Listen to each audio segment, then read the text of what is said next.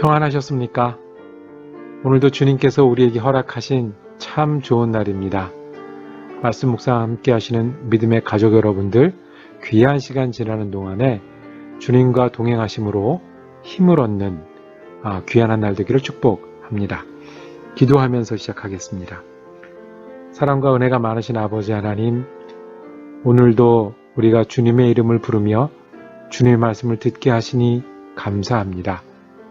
우리가 하루하루 지나는 시간들은 어려움도 있고 만만치 않게 지나는 그런 시간들이 우리를 기다리고 있습니다.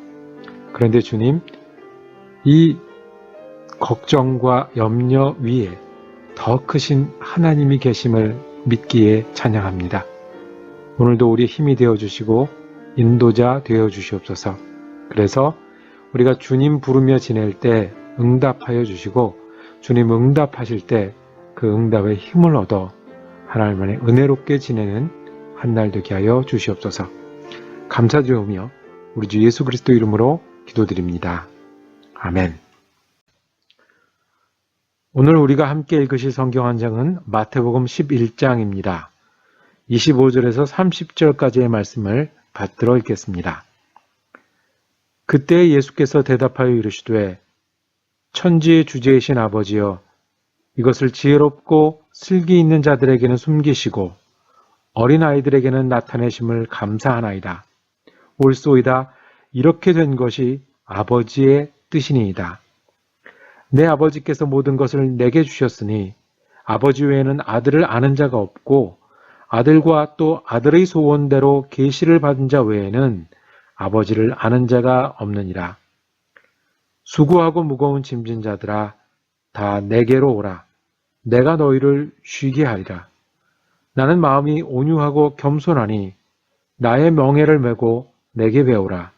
그리하면 너희 마음이 쉼을 얻으리니 이는 내 멍에는 쉽고 내 짐은 가벼움이라 하시니라. 아멘. 마태복음 11장 말씀 묵상하실 때 오늘 말씀의 제목은 세 단어를 이었습니다. 소원, 계시, 쉼. 제목이 소원, 계시, 쉼입니다. 27절에 보니까 아들이 소원이 있습니다. 아들이 누구예요? 예수님이시죠? 예수님이 소원이 있는데 그 소원은 계시를 받아서 아버지를 아는 것입니다. 그래서 그 아들의 소원대로 계시를 받는 자 외에는 아버지를 아는 자가 없느니라 라고 했습니다. 그러니까 예수님의 소원은 우리가 하나님을 아는 거예요.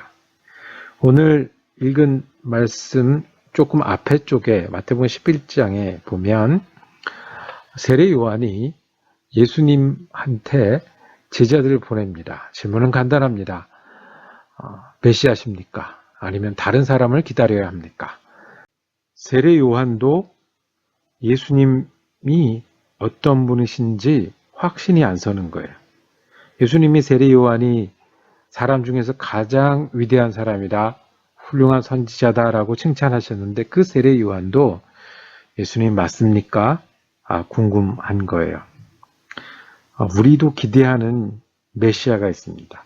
우리가 바라는 예수님이 있습니다. 예수님 믿으면 아프지도 않았으면 좋겠어요. 예수님 믿으면 막 힘이 솟았으면 좋겠어요. 아니면 예수님 따르면 평화롭고 정의로운 세상이 완전히 실현되는 그런 꿈을 꾸기도 합니다. 예수님이면 그렇게 하실 수 있어야죠. 아니면 악인이 받을 보응을 받고 의인은 의인이 받을 보응을 받고 이렇게 우리는 기대하는 메시아가 있어요. 예수님이 계시면 예수를 믿고 따르면 이런저런 것이 있어요. 그런데 세례 요한도 기대하는 바가 있었어요. 근데 아직 예수님 시골을 다니시면서 전도하고 계신 거예요. 예수님께 사람을 보내서 묻습니다. 그 메시아 맞나요? 세상 죄를 지고 가는 어린 양을 보라고 알아보았던 세례 요한도 그랬습니다. 그러니 다른 사람은 오죽했습니까? 예수님이 답답해서 이렇게 말씀하십니다. 벳세다야, 고라시나, 가버나움아. 이거는 이제 그 마을 이름입니다. 내가 전도를 그렇게 했는데 이렇게 안 믿는 사람이 많아. 만약에 내가 소돔과 고모라, 두로 시돈 같은 이방인들이 사는 데 가서 해도 이거보단 낫겠다.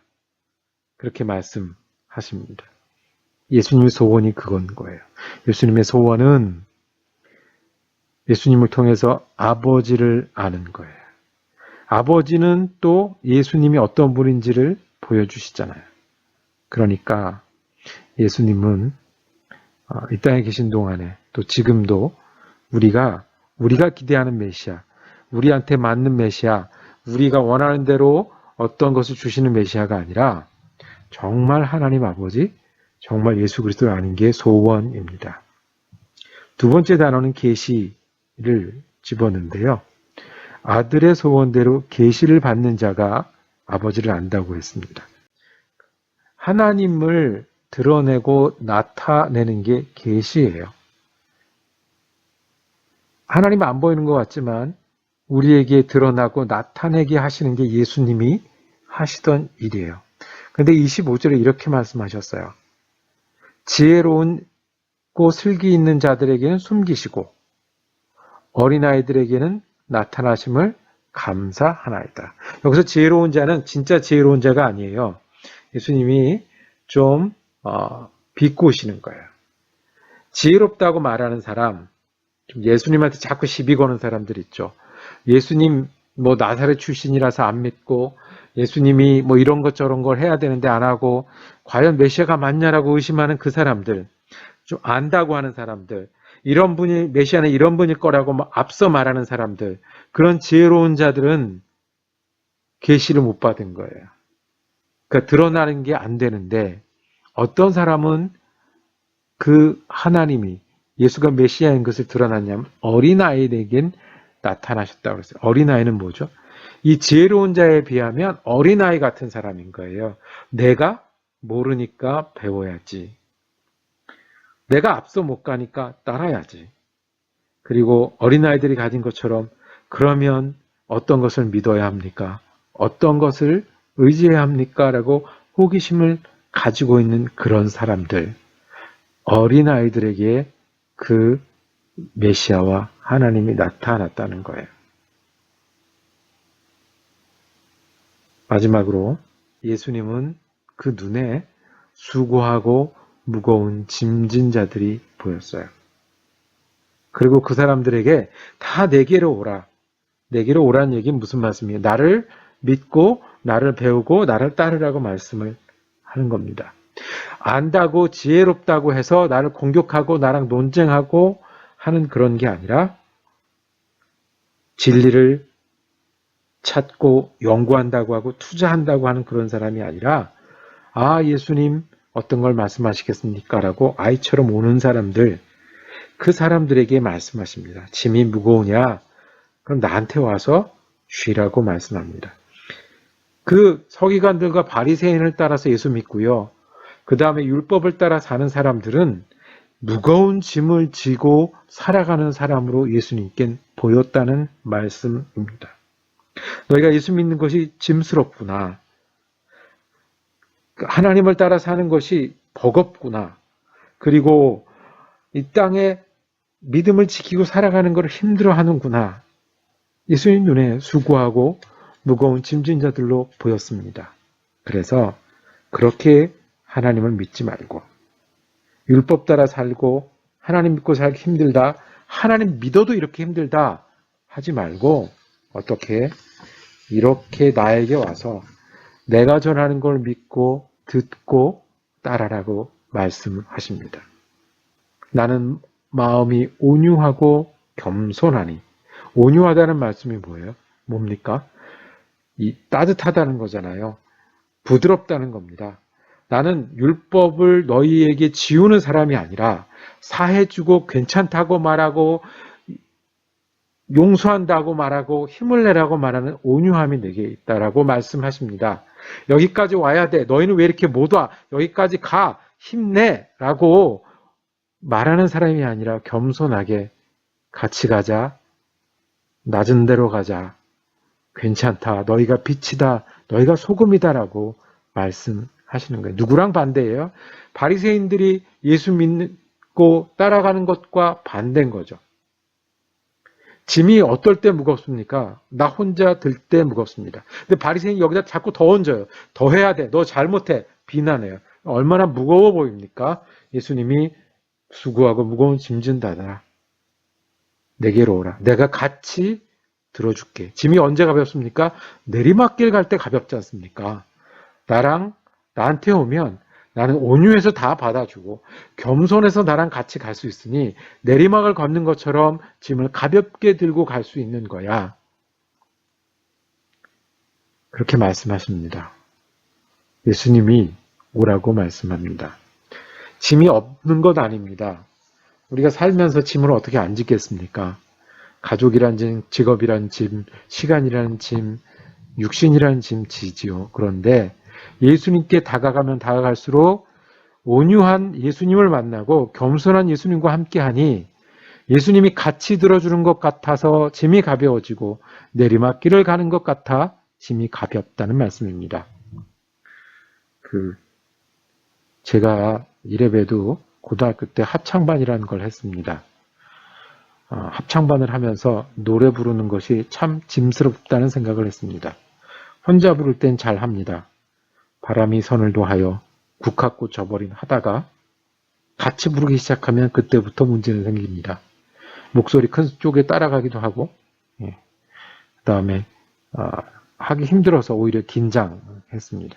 그런데 합창반에서 4부 합창을 하고 이런 일은 굉장히 어려운데 신나서 노래할 때가 있어요. 언제겠습니까? 박수 치며 찬양할 때요. 힘이 나서 노래할 때가 있어요. 기도 막 하다가 저절로 나오는 찬송 있잖아요.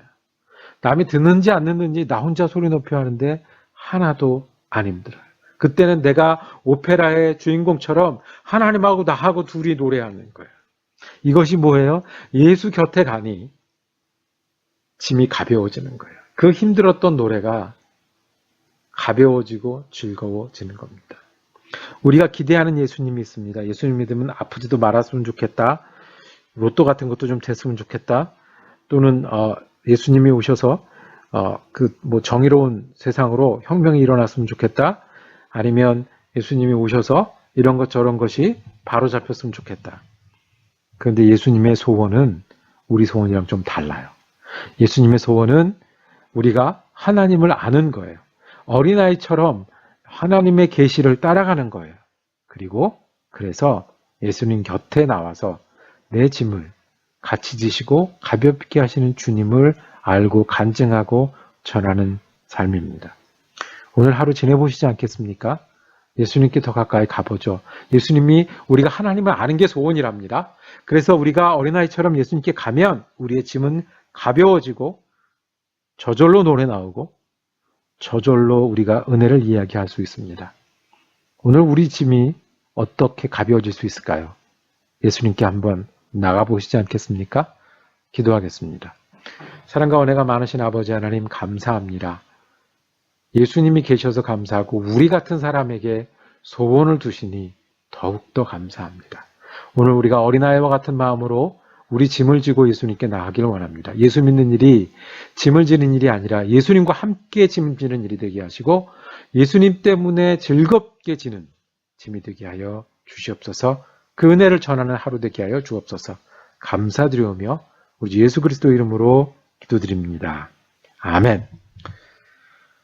말씀 묵상 함께 할 수 있어서 감사했습니다. 오늘도 온유하고 겸손하신 예수님과 동행하시고 저는 내일 마태복음 12장 말씀으로 다시 찾아뵙겠습니다. 수요일 저녁엔 뭐가 있는 날이죠? 네, 사랑 커뮤니티 교회 성경 공부가 있는 날입니다. 기억하고 줌에 참여해 주시면 감사하겠습니다.